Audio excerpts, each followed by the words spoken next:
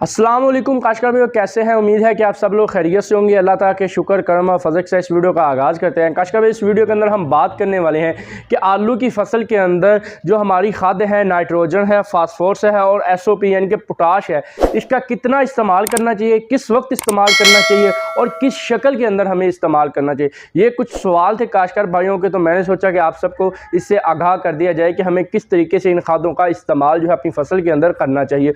काशकार भाइयों, मैं हूँ और आप देख रहे हैं अपना किसान Pakistan YouTube channel.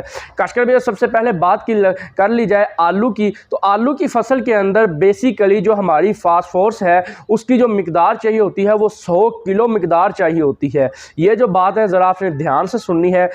Nitrogen 50 kilo, SOP 50 kilo और जो फास्फोरस है वो 100 किलो हमने इस्तेमाल करनी है। अब हमने इसको इस्तेमाल किस तरीके से करना है, ये सबसे मेन सवाल है, क्योंकि इतनी ज़्यादा खाद हम एक ही वक्त पे बर वक्त नहीं डाल सकते। तो आपने कोशिश ये करनी है कि जो फास्फोरसी खाद हो, यानी कि जो फास्फोरस हो, चाहे वो MOP की शक्ल में हो, SOP की शक्ल में हो, MAP की शक्ल में हो या BOP की शक्ल में हो या DAP की शक्ल में हो या कोई तेजाबी खाद जिसके अंदर फास्फोरस मौजूद हो, वो आपने जितनी भी इस्तेमाल करनी है, फास्फोरसी खाद जितनी भी हो, जब भी आपने उसको इस्तेमाल करना है आपने कोशिश ही करनी है कि आपने ज़मीन की तैयारी के अंदर आपने इस्तेमाल करनी है आलू की काश्त। अगर हम यहाँ पे बात करें DAP की, अगर हम DAP इस्तेमाल करते हैं तो आपने 2.5 बैग DAP के इस्तेमाल करने हैं फास्फोरस की 100% जो 100 किलो मिकदार है उसको पूरा करने के लिए, ठीक है। उसके बाद जो हमारी SOP है 2 बैग आपने वो इस्तेमाल करने हैं ज़मीन की तैयारी के अंदर, मैं ये बात कर रहा हूँ काशकार भाइयों। इसके बाद जो हमारी नाइट्रोजन है तो आपने कोशिश करनी है कि आपने 1.5 बैग या 1.25 बैग आपने ज़मीन की तैयारी के अंदर आलू की बिजाई से पहले आपने ये खाद जो है इस्तेमाल करनी है। कुछ काश्तकारों ने अगेता आलू काश्त कर लिया है, लेकिन वो इतनी खाद और किसी ने इस्तेमाल की होगी लेकिन किसी ने इस्तेमाल नहीं की, तो आप कोशिश करें कि पहले पानी के ऊपर आप इन खादों का इस्तेमाल जो है वो करें। लेकिन अब मैं बात यहाँ पे ये करूँगा कि अगर आपने अपनी ज़मीन के अंदर जो गली सड़ी गोबर की खाद है या सब्ज़ खाद जिसे जंतर वगैरह को आपने ज़मीन के अंदर रूटावेटर नहीं किया, इसके बाद जो पोट्री की खाद है वो आपने इस्तेमाल नहीं की, तो आपको 2 किलो आयरन सल्फेट और 3 किलो बोरिक एसिड जो है वो इस्तेमाल करना ज़रूरी है, क्योंकि इसके इस्तेमाल से आपकी जो ज़मीन के अंदर मौजूद खादों की अफादियत है वो बढ़ जाएगी। पौधों पे एक अच्छा खासा जो इम्पैक्ट है, अच्छे असरात आपको देखने को मिलेंगे। अब बात कर लेते हैं कि जो बाकी बची हुई नाइट्रोजन की मिकदार है उसको हमने किस तरीके से अपनी ज़मीन के अंदर इस्तेमाल करना है। तो काश्तकार भाइयों, सबसे पहली बात ये कर ली जाए आलू की उगता कितने अरसे में है। अमूमन जो आलू तकरीबन जो उगता है वो 20 से 25 दिन या 30 दिन ले जाता है उगने के लिए, ज़मीन से बाहर आने के लिए है। ऐसा इस वजह से होता है कि अगर टेम्परेचर आलू की रिक्वायरमेंट से ज़्यादा हो जाए तो आलू जल्दी बाहर आ जाता है, अगर टेम्परेचर आलू की रिक्वायरमेंट से कम हो जाए तो आलू देर लगा के फिर ज़मीन से तकरीबन 30 दिन के बाद बाहर आता है। तो अब यहाँ पे जो मैं आगे बात करने वाला हूँ वो आलू के उगने से ज़मीन के बाहर निकलने के बाद की बात है।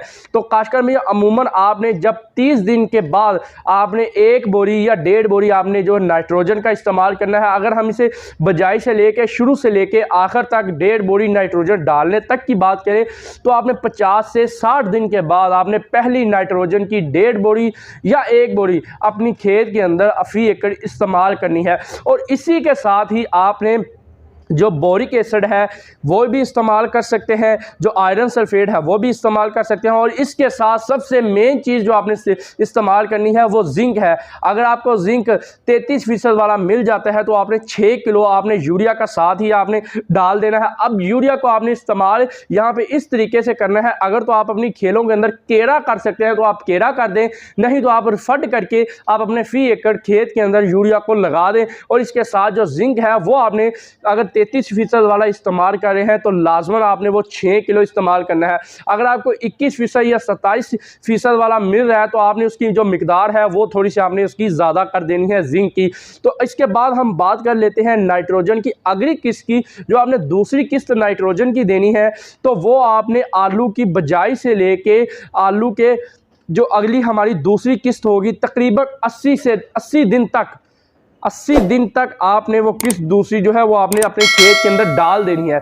मतलब कहने का ये है कि पहली किस्त के 30 दिन बाद या 25 दिन बाद आपने जो दूसरी नाइट्रोजन की यानी कि यूरिया की जो किस्त है वो आपने डाल देनी है। वो आप सरसब्ज यूरिया जो है वो इस्तेमाल कर सकते हैं। यूरिया चाहे जिस मर्जी फॉर्म में आपको मिल जाए, जिस मर्जी कंपनी की आपको कि जिस मर्जी ब्रांड के नाम से मिल जाए, आप वो यहाँ पे इस्तेमाल कर सकते हैं। काश्तकार भाइयों, ये चंद खादें थी जो आलू के काश्तकारों के लिए बहुत ज़रूरी थी, क्योंकि आलू के जो काश्तकार होते हैं आलू की फसल के ऊपर बहुत ज़्यादा मेहनत करते हैं। हम खुद भी आलू लगाते हैं, लेकिन हम दुरुस्त तरीके से खादों का जो इस्तेमाल है बहुत से काश्तकार जो है वो नहीं कर पाते। तो वो यही सोच में गुम रहते हैं कि हमने अगर ज़मीन की तैयारी के अंदर एक बोरी डीएपी का इस्तेमाल किया है तो दूसरी बोरी या जो हमारी बाकी बची हुई 1.5 बोरी है वो हम किस वक्त इस्तेमाल करें। तो आपने कोशिश यही करनी है कि उसको आपने पहले पानी के ऊपर आप उसको इस्तेमाल कर सकते हैं। तो काश्तकार भाइयों, ये वीडियो यहाँ तक की थी। उम्मीद है कि आपको वीडियो पसंद आई होगी। मिलते हैं अपनी नेक्स्ट किसी और वीडियो में, तब तक के लिए मुझे दुआ में याद रखिएगा। अल्लाह हाफिज़।